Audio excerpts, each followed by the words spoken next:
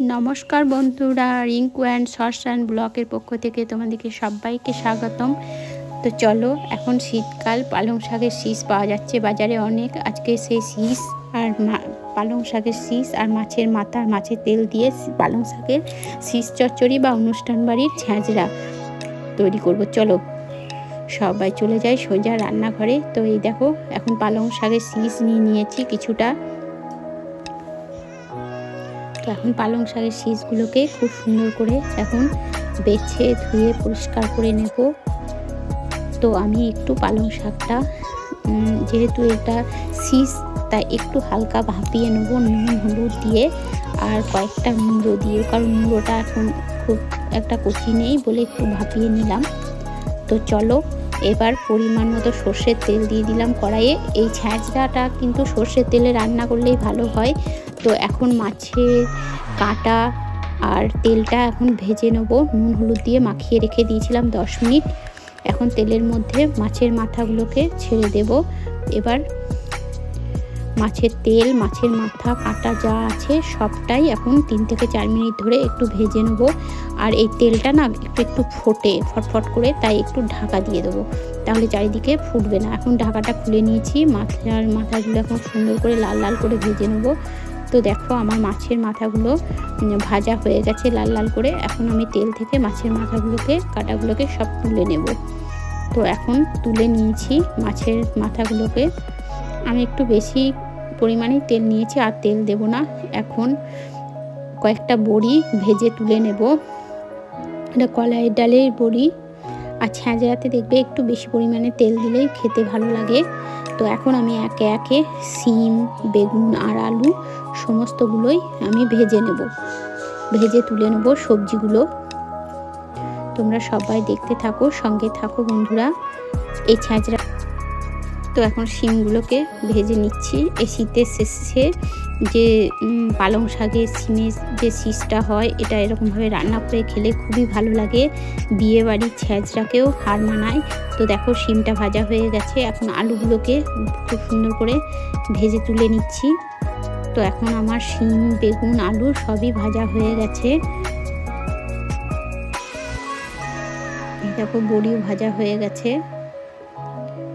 আর এইদিকে পালং শাকের শীষটা তো আর মূলোটা হালকা ভাপিয়ে রেখে দিয়েছি। তো এবার আমি তেলের মধ্যে কয়েকটা শুকনো লঙ্কা আর তেজপাতা দিয়ে দিলাম, আর একটু রসুন বাটা আর একটু আদা বাটা দিয়ে খুব সুন্দর করে মশলাটাকে এখন কষে নিতে হবে। তোমরা দেখতে থাকো, সঙ্গে থাকো। আদা আর রসুনটাকে সুন্দর করে এখন কষে আদা আর রসুনের গন্ধটাকে একদম মেরে নিতে হবে। একটু দিয়ে দিলাম জিরে গুঁড়ো ধনে গুঁড়ো আর একটু হলুদ দিয়ে দিলাম পরিমাণ মতো।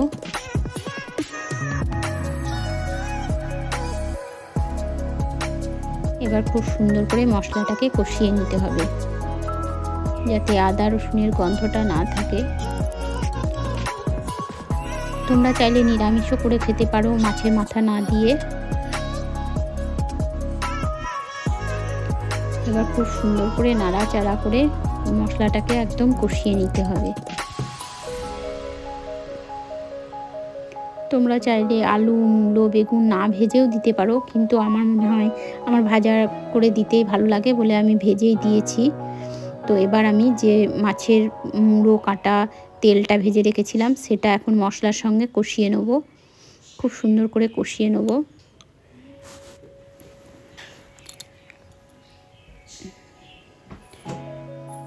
এবার আমি যে পালং শাকটা সিদ্ধ হালকা ভাপানো ছিল মূলো আর পালং শাক, ওটা দিয়ে এখন মশলার সঙ্গে খুব সুন্দর করে কষিয়ে নেব।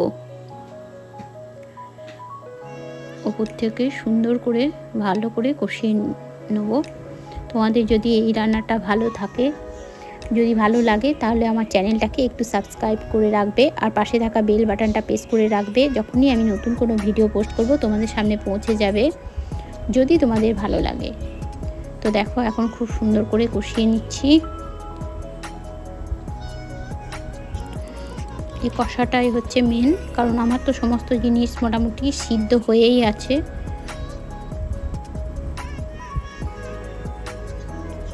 খুব সুন্দর করে কষিয়ে নিতে হবে।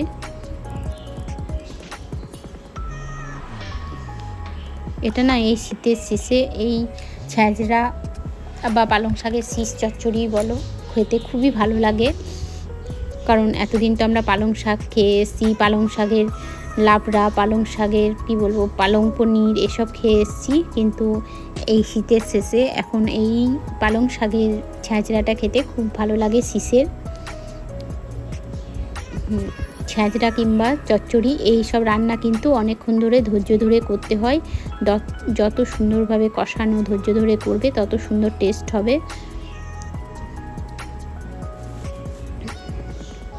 তো এই দেখো এখন খুব সুন্দরভাবে আমি কষিয়ে নিচ্ছি। এই কষাটাই ধৈর্য ধরে কষতে হবে।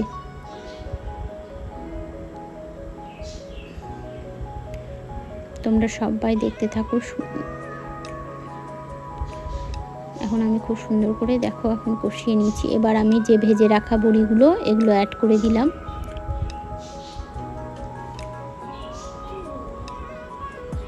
এবার একটু লবণ দিয়ে দিলাম পরিমাণ মতো।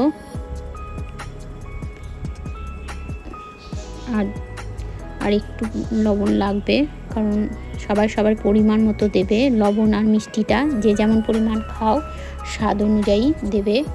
এটা যেহেতু ছ্যাঁচড়া বা চচ্চড়ি সেহেতু এটার একটু স্বাদটা মিষ্টি হবে, তো ওই জন্য একটু চিনি দিয়ে দিলাম। এবার খুব সুন্দর করে কষিয়ে নেব। আমার সবজিগুলো প্রায় সিদ্ধ হয়ে গেছে, কারণ ভাজার সময় তো 90% সিদ্ধ হয়ে গেছে। আর এইটার সঙ্গে এখন শীষটার সঙ্গে একটু নাড়াচাড়া করতে করতে ঢাকা দিলেই আরও সিদ্ধ হয়ে যাবে।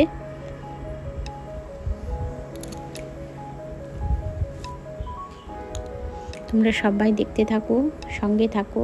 আর এই রান্নাটার সঙ্গে না আর কিছুই লাগবে না, তোমরা অনায়াসেই ভাত খেয়ে ফেলবে। দুপুরবেলায় গরম গরম ভাতের সঙ্গে খুব সুন্দর যায় এই শীষ চচ্চড়িটা।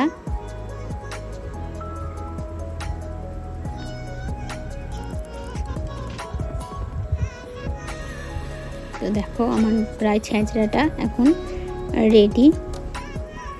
এখন ওপর থেকে একটু গরম মশলা ছড়িয়ে দিলাম। ঘিটাও দিতে পারো তোমরা, কিন্তু আমাদের বাড়িতে অত ঘিটাকেও অতটা পছন্দ করে না বলে ঘিটা অ্যাড করলাম না।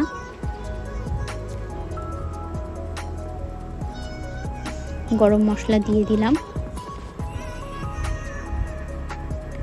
তোমরাও এভাবেই বাড়িতে রান্না করবে, দেখবে অনুষ্ঠান বাড়ির মতনই ছ্যাঁচড়াটা লাগছে। আর একটুখানি 2-3 মিনিট মতো নাড়াচাড়া করলেই আমার একদম পালং শাকের শীষের ছ্যাঁচড়া একদম রেডি। তোমরা অবশ্যই বাড়িতে এই রান্নাটা করে খাবে, আর আমাকে অবশ্যই জানাবে কেমন লাগলো। এবার দেখছো যে এই ছ্যাঁচড়াটা দিয়ে তেল আসছে, তেল ওপর দিয়ে ছড়ে আসছে, তার মানে আমার রান্নাটা কমপ্লিট। তোমাদের যদি ভালো লাগে, সুন্দর সুন্দর যদি কমেন্ট পাই, তাহলে নিত্য নতুন রান্না তোমাদের সামনে নিয়ে হাজির হব। তো দেখো আমার এখন পালং শাকের শীষ চচ্চড়ি, মাছের তেল মাথা দিয়ে কাটা দিয়ে একদম রেডি। এখন আমি একটা প্লেটের মধ্যে সার্ভ করে নেব। দেখেই না লোভ লাগছে, তাই না? গরম ভাতের সঙ্গে না খুব সুন্দর হয়েছিল রান্নাটা, খুব সুন্দর। সবাই খেয়ে বলেছিল খুব সুন্দর হয়েছে। তোমরা চাইলে নিরামিষও করতে পারো। তো বন্ধুরা, তোমাদের যদি ভালো লাগে তো একটু লাইক কমেন্ট শেয়ার করে দিও। আজকের মতো এইটুকুই। সবাই ভালো থেকো, সুস্থ থেকো। আবার পরবর্তী দিনে আর একটা নতুন কোনো ভিডিও নিয়ে তোমাদের সামনে হাজির হব। তো বন্ধুরা, আজকের মতো এইটুকুই। Tata, bye bye. সবাই ভালো থেকো, সুস্থ থেকো। টাটা।